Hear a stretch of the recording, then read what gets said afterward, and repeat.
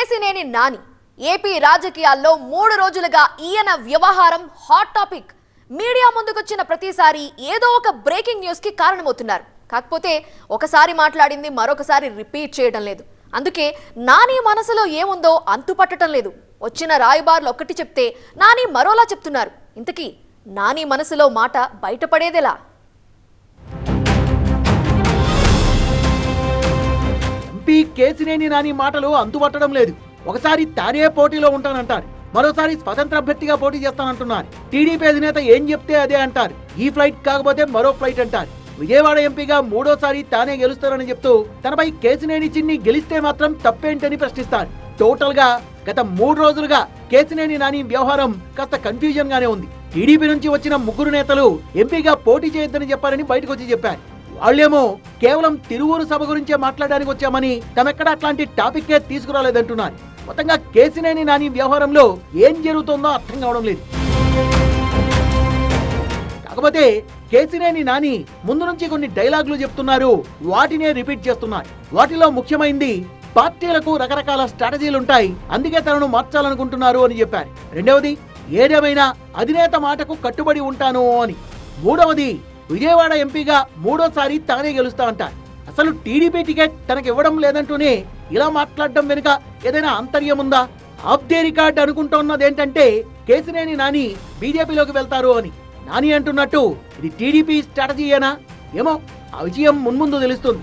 సంక్రాంతి తర్వాత టీడీపీ జనసేన పార్టీలతో బీజేపీ కూడా కలుస్తుందన్న ప్రచారం జరుగుతోంది. పొత్తులో భాగంగా బీజేపీ నేతలు 6 ఎంపీ స్థానాలను అడుగుతున్నారని తెలుస్తోంది. ఆ 6 స్థానాల్లో విజయవాడ కూడా ఉంది. సో కేసినేని నాని టీడీపీ నుంచి బీజేపీలో చేరి అక్కడి నుంచి పోటీ చేస్తారు. నాని చెప్పింది ముమ్మాటికి నిజమే. ఆయనకి ఈసారి టీడీపీ టికెట్ లేదు అంటే బీజేపీ టికెట్ ఇస్తారని అనుకోవాలేమో. విజయవాడ ఎంపీగా 3వ సారి గెలుస్తానంటున్నారు. బీజేపీ నుంచి పోటీ చేసి ఎంపీగా మరోసారి గెలుస్తున్నానని ఇండైరెక్ట్ గా చెప్తున్నారన్నమాట. అందుకే అధినేత వ్యూహాలు అంత ఈజీగా ఎవరికి అర్థం కావనే హింట్ ఇస్తున్నారు. అధినేత మాటకు కట్టుబడి ఉండడం అంటే ఇదేనేమో. ప్రచారం జరుగుతున్నట్టుగా చంద్రబాబే కేసినేని నానిని బీజేపీలోకి పంపిస్తున్నారా? వేరే ఎవరికో టికెట్ వెళ్ళడం కంటే కేసినేనికే ఇస్తే బెటర్ అని ఇలా అనుకుంటున్నారా? మరోవైపు విజయవాడ ఎంపీ సీటు కోసం సుజనా చౌదరి కూడా గట్టిగానే ట్రై చేస్తున్నారని తెలుస్తోంది. పొత్తులో భాగంగా పెదవాడ టికెట్ గనుక బీజేపీకి ఇస్తే ఖచ్చితంగా సుజనా చౌదరియే పోటీలో ఉంటారంటున్నారు. కానీ ఇప్పుడు కేసినేని నుంచి ఆ సీటుకు పోటీ రాబోతోంది. ఆ లెక్కన కేసినేని గనుక బీజేపీలోకి వెళ్తే ఈక్వేషన్స్ మరింత రసవత్తరంగా మారడం ఖాయం. నాని రాజీనామాపై కేసినేని చిన్ని డిఫరెంట్ గా రియాక్ట్ అయ్యారు. సమస్యలన్నీ సర్దుకుంటాయని చెప్తున్నారు ఆయన. తిరువూరు సభలో ఎంపీగా నానికిచ్చే గౌరవం ఏమాత్రం తగ్గదని, ప్రోటోకాల్ ఉంటుందని చెప్తున్నారు.